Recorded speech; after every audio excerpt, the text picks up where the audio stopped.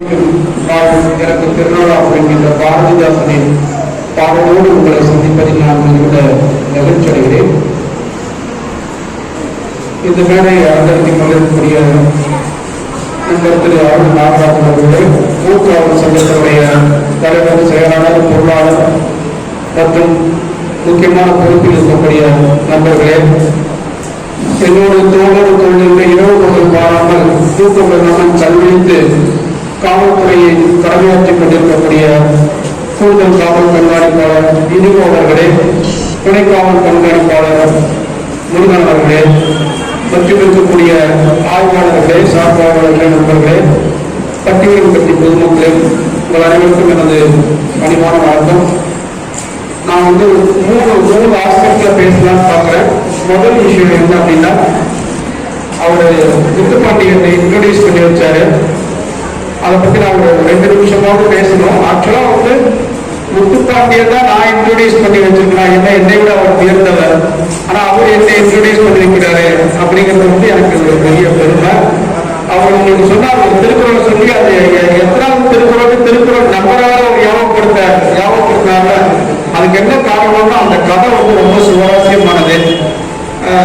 நான் பிஏ முடிச்சுட்டு university first rank gold மெடல்லாம் வாங்கிட்டு எம்ஏ படிக்கிறக்காக மதுரையில் சேர்ந்தப்போ ஹாஸ்டல்ல ஃபீஸ் கட்டுறதுக்கு பணம் இல்லை. ஏன்னா எங்க அப்பா அம்மா கூலி வேலை பார்க்குறவங்க.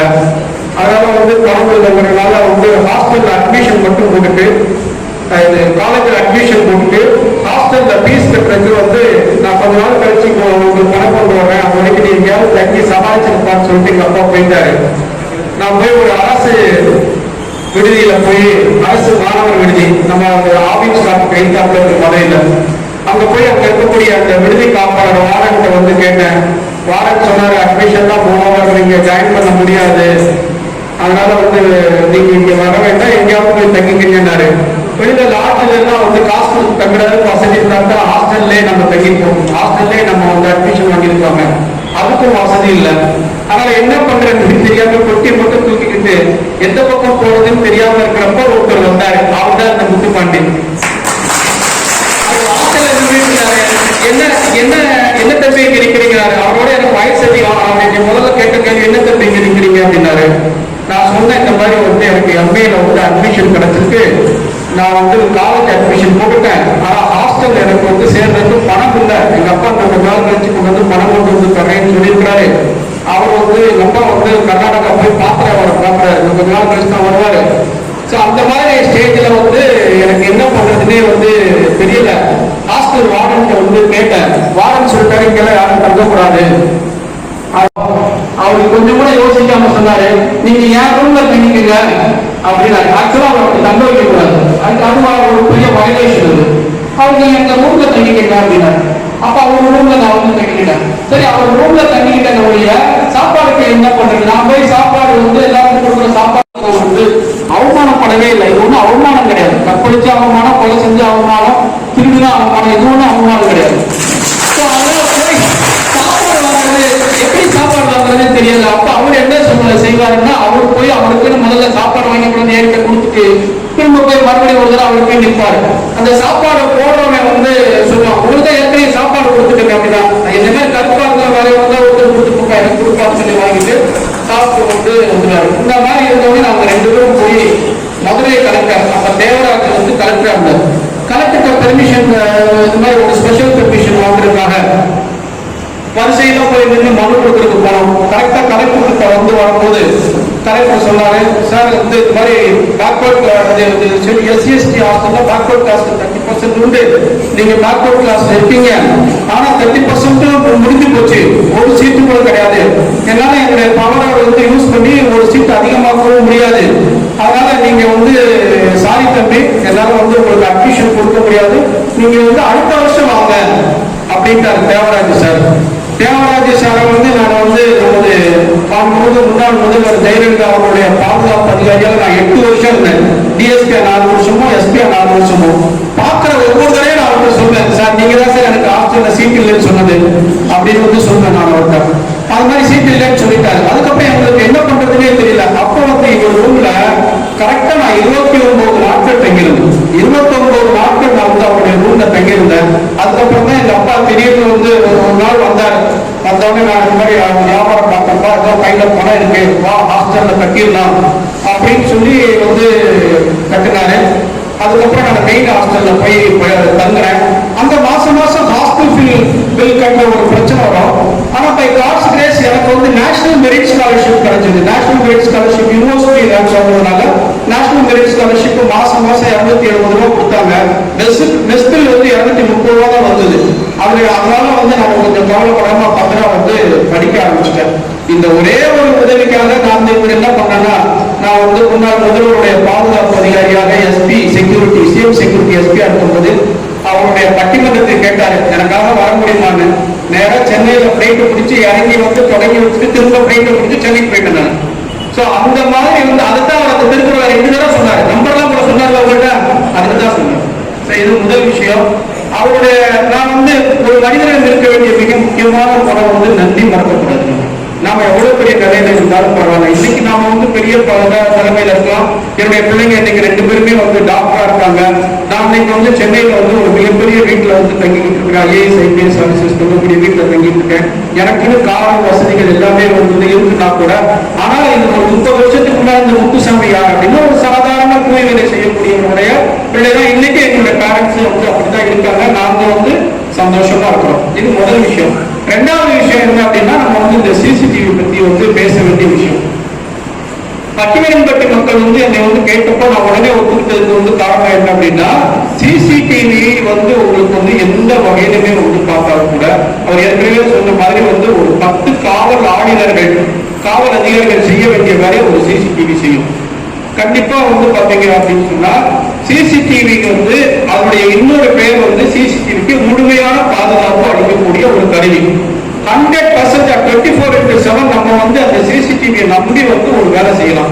இன்னைக்கு கூட தினமலர்ல வந்து பாத்தீங்க அப்படின்னா, தினமலர்ல திண்டுக்கல்லில் குற்றங்கள் குறைந்து விட்டதுன்னு சொல்லி ஒரு மிகப்பெரிய ஆர்டிக்கல் வந்திருக்கு. நீங்க யாராவது படிச்சீங்களா என்னன்னு தெரியல. ஆனா அந்த திண்டுக்கல்ல வந்து குற்றங்கள் குறைவதற்கு காரணமே வந்து பாத்தீங்கன்னா சிசிடிவி தான். ஏன் அப்படின்னா, சென்சேஷனல் மர்டர் கேஸ் எது திண்டுக்கல்ல ரிப்போர்ட் ஆச்சோ எல்லாத்தையுமே நாங்க சிசிடிவியை வச்சுதான் கண்டுபிடிச்சிருக்கோம். அதனால வந்து ஒரு சிசிடிவி இருப்பது வந்து என்பது இந்த ஊர்ல இருக்கக்கூடிய மக்கள் மிகவும் நிம்மதியாக இரவு நேரத்தில் தூங்குவதற்கு இந்த சிசிடிவி உங்களுக்கு மிகப்பெரிய ஒரு உதவியாக இருக்கும்.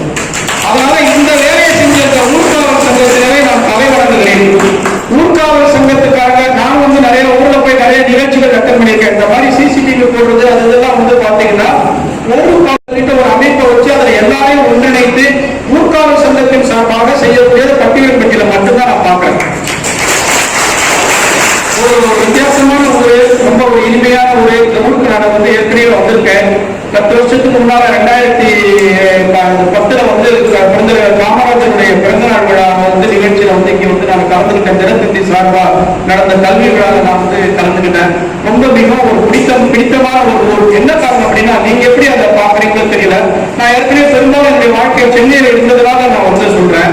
சென்னையை ஒட்டி இருக்கக்கூடிய ஒரு புறநகரம் இருந்தால் ஒரு எஜுகேட்டட் பீப்புள், ஒரு வெல்டுடு பீப்புள், இவங்கெல்லாம் வந்து சென்னையிலே லேசா கொஞ்சம் தள்ளி இருக்கு. ஆனால் ஏழ்மை இல்லாத மக்கள் இருக்கக்கூடிய இடத்துல வந்து நிச்சயமா வந்து அந்த ஊர் நல்லா இருக்கும். இந்த மக்களுக்கு எல்லாம் வந்து இந்த பிள்ளைங்க ஒரு பெர்ஃபார்ம் பண்ணாங்க பாருங்க. இந்த பிள்ளைங்களுக்கு வந்து ஒரு பாவர்ட்டி அதாவது ஏழ்மைன்னு ஒன்று இருந்துச்சுன்னா இந்த மாதிரி ஒரு நிகழ்ச்சிக்கு வர்றதுக்கு அது ஒரு அவங்களுக்கு வந்து ஒரு ஏதோ ஒரு தடைக்கல் மாதிரி இருந்துட்டே இருக்கும். ஆனா ஏழ்மை என்பது இருக்கக்கூடாது, பாவர்ட்டிங்கிறது வந்து இருக்கவே கூடாது. அதை விட மிக முக்கியம் வந்து இந்த ஊர்ல வந்து WP சவுந்தரபாண்டியன் பிறந்த ஊருங்கிறது வந்து ஒரு புனிதமான இடம். அந்த இடத்துல வந்து பேசுறதே கிட்டத்தட்ட சுதந்திரத்திற்கு முன்னாலே வந்து ஒரு மனிதன் வந்து ஒரு மிகப்பெரிய பகுத்தறிவாதியாக இருந்து ஒரு சுயமரியாதை இயக்கத்தில் வந்து மிகப்பெரிய தூணாக வந்து இந்த தமிழ்நாட்டில் இருந்து அதுவும் வந்து அந்த ஜஸ்டிஸ் கட்சி நிறுவப்பட்டதற்கு வந்து ஒரு காரணகர்த்தாவாக இருந்து இந்த தென் தமிழகத்துல வந்து அவர் வந்து ஒரு எடுக்கக்கூடிய ஒவ்வொரு முடிவும் ஒரு புரட்சிகரமான ஒரு முடிவு எடுத்திருக்கிறாரு அப்படிங்கிறது வந்து நமக்கு ரொம்ப ஆச்சரியமா இருக்கு. முதலாக தமிழ்நாட்டில் வந்து செங்கல்பட்டுல 1929 சுயமரியாதை மாநாடு நடந்தப்ப அந்த மாநாட்டுடைய தலைவராக இந்த கிராமத்தில் பிறந்த ஒருவர் இருந்திருக்கிறார், சவுந்தரபாண்டியன் இருந்திருக்கிறார். அது வந்து நமக்கு ரொம்ப பெரிய பெருமை. இன்னொரு விஷயம் நான் அவரை வந்து படிச்சேன். என்ன அப்படின்னா, தன்னுடைய இனம் என்கின்ற ஒரு அந்த குறுகிய வட்டத்தை விட்டு அவர் வெளியே வந்து நிறைய தாழ்த்தப்பட்ட மக்களுக்காகவும் பிற்படுத்தப்பட்ட மக்களுக்காகவும் ஒடுக்கப்பட்ட மக்களுக்காகவும் நசுக்கப்பட்ட மக்களுக்காகவும் போராடி இருக்கிறார்கள்.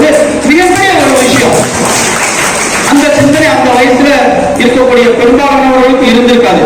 1926, 1930 இதுல எல்லாம் வந்து அங்க வந்து இன்றைக்கு இருக்கக்கூடிய ராமநாதபுரம், சிவகங்கை, மதுரை, திண்டுக்கல், தேனி, விருதுநகர், திருநெல்வேலி, கன்னியாகுமரி, தூத்துக்குடி, தென்காசி இந்த மாவட்டங்களை உள்ளடக்கிய இந்த பகுதிகளுக்கு வந்து அவர் ஒரு ஜில்லா போர்டு தலைவராக இருந்த போது தாழ்த்தப்பட்டவர்கள் என்கின்ற ஒரே காரணத்துக்காக யாராவது ஒரு பேருந்துல வந்து அவனை ஏற்றாமல் இருந்தால் அந்த பஸ்ஸோட லைசன்ஸை கேன்சல் பண்ணியிருக்கிறாரு. எவ்வளவு தைரியம் பாருங்க அவர்.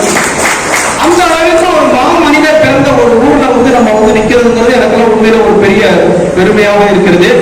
சிசிடிவியினுடைய இதை பத்தி வந்து சொல்லணும்னு கொஞ்சம் நான் உங்களுக்கு நிறைய சொல்லணும். என்னுடைய அனுபவங்கள் வந்து சில அனுபவங்களை நான் வந்து சொல்லணும்.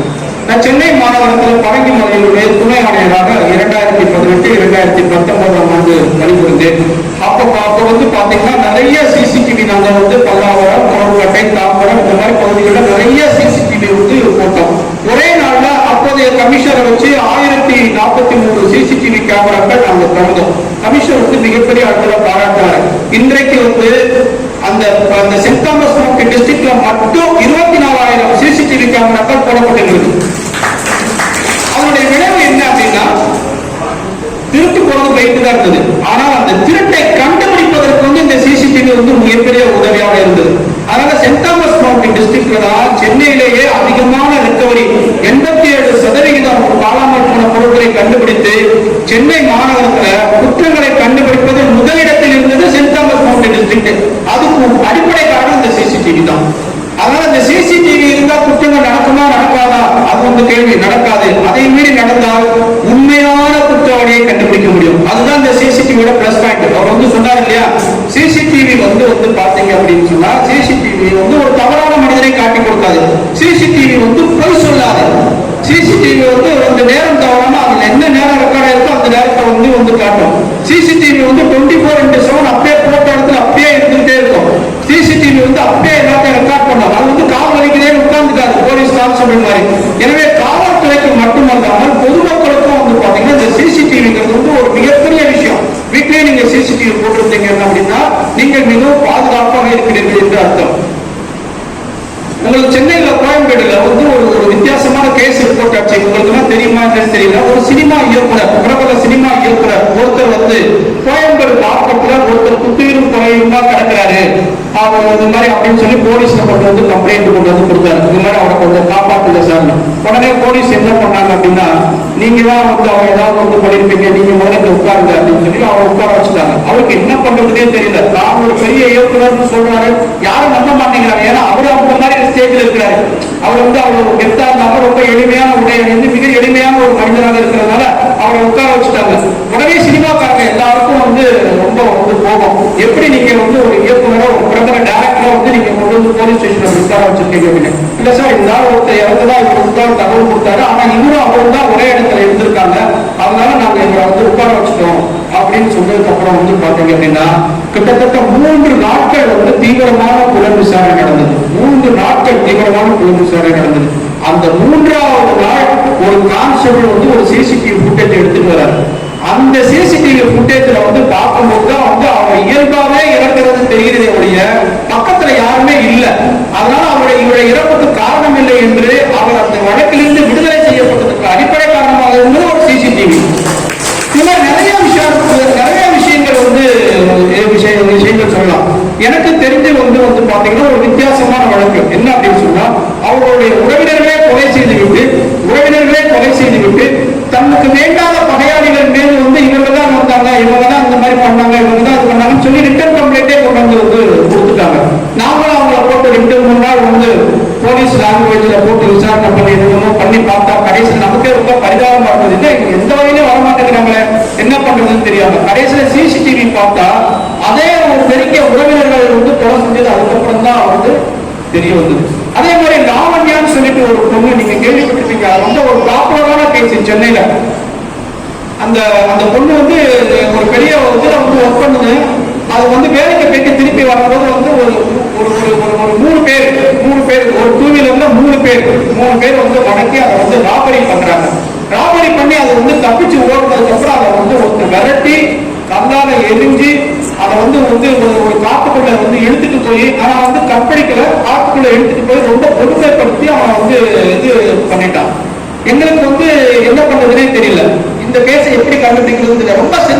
கேஸ் அது. நான் வந்து சென்ட் தாமஸ் மவுண்ட்ல டிசியா இருக்கும்போது. ஆனால் இவர்கள் பயன்படுத்திய அந்த டூ வீலரை வந்து ஒரு டாஸ்மாக் கடையில கொண்டாந்து ஒருத்தர் விட்டுருப்பாங்க. அந்த சிசிடிவி ஃபுட்டேஜ் மட்டும்தான் எங்களுக்கு வந்து கிடைச்சது. அந்த அஃபென்ஸ் நடந்ததுக்கு அப்புறம், அந்த குற்றம் நடந்ததற்கு பின்பு அந்த வண்டியை கொண்டு வந்து ஒரு இடத்துல வந்து டாஸ்மாக் கடையில விட்டுட்டு போறாங்க.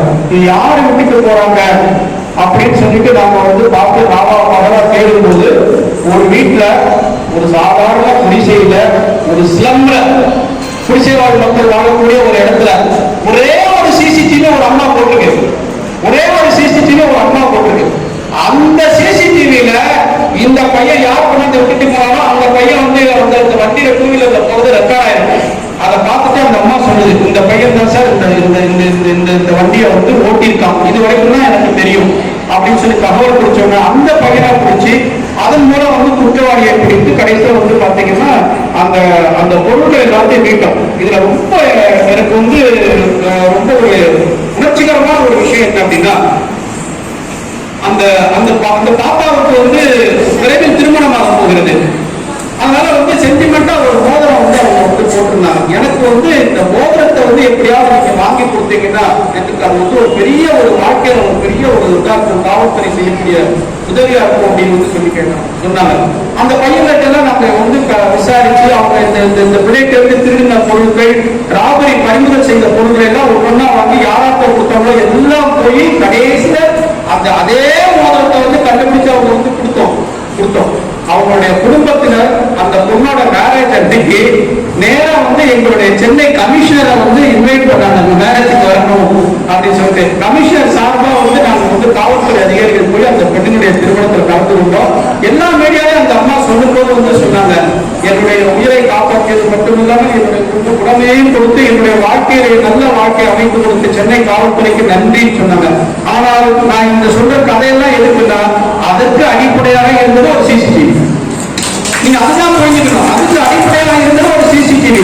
அதனாலதான் சொல்றேன், சிசிடிவி நீங்க நிறைய வந்து போடுங்க.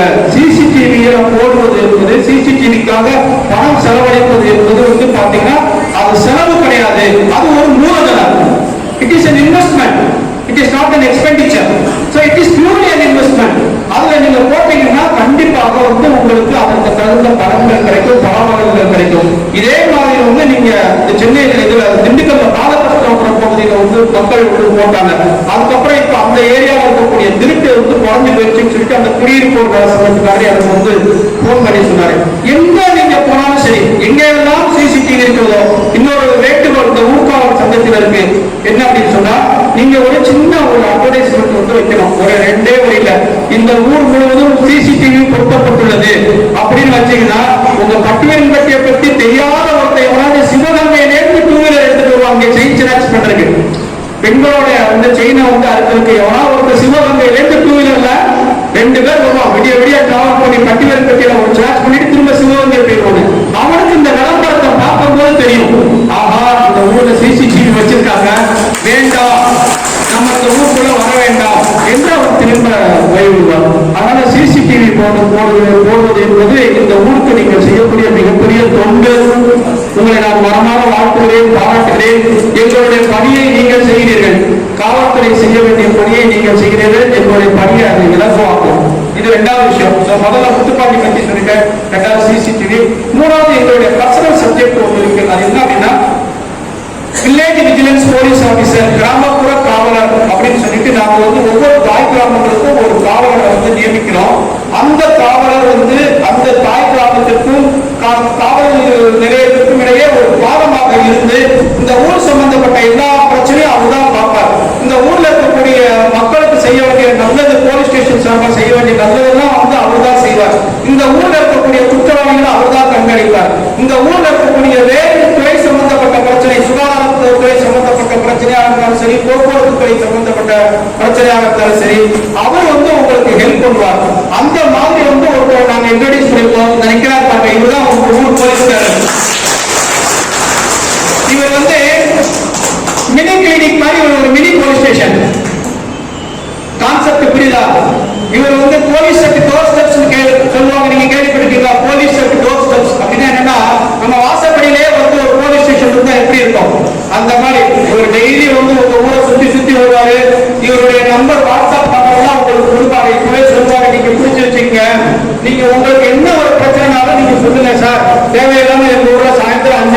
என்னன்னா வந்து குடியார பசங்க 4 டூ வீலர்ல வந்து ஊர் கூட சுத்திட்டு இருக்காங்க சார். அது கொஞ்சம் என்னன்னு பாத்தீங்கன்னா இவங்க சொல்லுங்க. நீங்க எக்ஸ்க்ளூசிவா அவர் பார்ப்பாரு. ஏன்னா நீங்க போலீஸ் ஸ்டேஷன் போனா அந்த ஆய்வாளர் பல வேலையில எங்கேயாவது போயிருக்காரு, ஏதாவது ஒரு பக்க பஸ் அதுன்னு போயிருக்காரு. அவருக்கு வேற சில வழக்குகள் கண்டுபிடிக்க வேண்டிய சூழல் இருக்கும். ஆனா உங்க ஊர் போலீஸ்கார் இதுதான், உங்க ஊர் காவல்காரர் மாதிரி ஒரு போலீஸ்காரர். இதுக்கு பேர் வந்து கிராமப்புற காவலர் திட்டம். திண்டுக்கல் தேனி 2 மாவட்டங்களிலும் சேர்ந்து நாங்கள் 522 தாய் கிராமங்களிலும் 522 காவலர்களை நாங்கள் நியமித்து இந்த திட்டத்தை வந்து ஜனவரி 1 நாங்கள் நடைமுறைப்படுத்திட்டு வரோம். இவர் உங்களுக்கு நான் அறிமுகப்படுத்தணும் அப்படிங்கிறது வந்து எனக்கு நீங்க இந்த ப்ரோக்ராம்லாம் பிக்ஸ் பண்ணதுக்கு அப்புறம் இன்னைக்கு வந்து ஆசைது. அதனால இவரை அறிமுகப்படுத்துறதுக்காக வந்த சிசிடிவி திறக்கிறதுக்காக தான் வந்த சிசிடிவி திறக்க வந்த இடத்துல இவரை இன்ட்ரோடியூஸ் பண்றேன். அதனால இவருடைய நம்பர் நீங்க வந்து குறிச்சு வச்சுக்கோங்க. இவர் வந்து எப்படின்னு சொன்னா, நீங்கள் காவல் நிலையம் செல்ல வேண்டிய அவசியம் இல்லை. காவல் நிலையம் இப்பொழுது உங்களை நோக்கி வருகிறது இல்லையா? நீங்க போலீஸ் ஸ்டேஷன் போக வேண்டாம். போலீஸ் ஸ்டேஷன் சார்பா இவர் உங்களை நோக்கி வர்றாரு. இந்த பிரச்சனை மட்டும் இல்லாம மற்ற பிரச்சனை செய்யுங்க. மெயினா வந்து இந்த பட்டியல் பற்றி மக்கள் சார்பாக இல்லாம ஒரு புரியாத மக்களை வீட்டில் போடுறதுனால நான் சொல்றேன், இந்த மக்கள்ல யாராவது வந்து படிப்பை பாதையில விட்டவங்க இருந்தா அவங்களை பார்த்து கண்டுபிடிச்சிருக்காத படிக்க வைக்க. அதுதான் வந்து உண்மையான சொல்லி தெரியல. நான் ரொம்ப ஈடுபாடு உங்களுக்கு தெரியல. அதனால வந்து ஏழை எளியவர்கள் அடுத்த வேலை சாப்பாட்டுக்கு உணவு இல்லாதவர்கள் இவர்கள்லாம் வாழ்க்கையில வந்து வசதியான நிலைமைக்கு இருக்கக்கூடிய மிகப்பெரிய எய்ம் வந்து படிக்கலாம். எங்க அப்பா எனக்கு 600 ரூபாய் ஃபீஸ் கட்டுறது படாத மாதிரி இருக்காரு. நான் என் பொண்ணுக்கு நான் 600 ரூபாய் மெடிசன் ஃபர்ஸ்ட் ரொம்ப கேஷுவலா கொண்டு கட்டுறது. இந்த மாற்றத்துக்கு காரணம் வந்து படிக்கணும். அதனால நீங்க பிள்ளைகள் எல்லாருக்கும் நல்லா படிக்கிறதுக்கு ஹெல்ப் பண்ணுறீங்க. நிறைய எஜுகேட்டட் பீப்புள் தான் இருக்காங்க. அவங்களுடைய நம்பர்லாம் வாங்கி வச்சுக்க, அவங்களுடைய ஃபர்தர் எஜுகேஷனுக்கு ஹெல்ப் பண்ணுங்க. யாருக்காவது வந்து அவங்க காலேஜ் சொல்றதுனா சொல்லுங்க. யாராவது படிச்சுட்டு +2 முடிச்சுட்டு அட்மிஷன் வாங்கணும்னா நீங்க அவங்களுக்கு நீங்க கூப்பிடுவாங்க. நான் வந்து லெட்டர் கொடுக்கணும்னா அவங்க கொடுக்குறேன். நீ அது ஏதோ வகையில வந்து அவங்க படிப்பு கிடைச்சாலே எல்லாம் கிடைக்கும். படிப்பு கிடைச்சிட்டா எல்லாமே கிடைச்சிடும். அவங்க வாழ்க்கை அவங்க வந்து பார்த்துப்பாங்க. கரெக்டா? So I feel very happy to introduce our Suresh Pandit. He is your village vigilance police officer.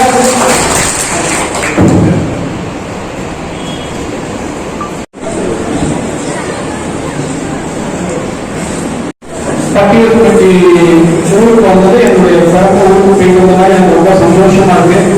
ஏன்னா இங்கே இருக்கக்கூடிய பல பேர் நான் 2010 எஸ்டிஆர் இருக்கும்போது எனக்கு பழக்கமானவங்க. அதனால ரொம்ப சந்தோஷமா இருக்கு. உங்களோடு சேர்ந்து கொஞ்சம் நேரம் செலவழிக்க ஒரு வாய்ப்பு கிடைக்கிறதுக்காக எல்லாம் அந்த இறைவனுக்கு நன்றி கூறி விடைபெறுகிறேன்.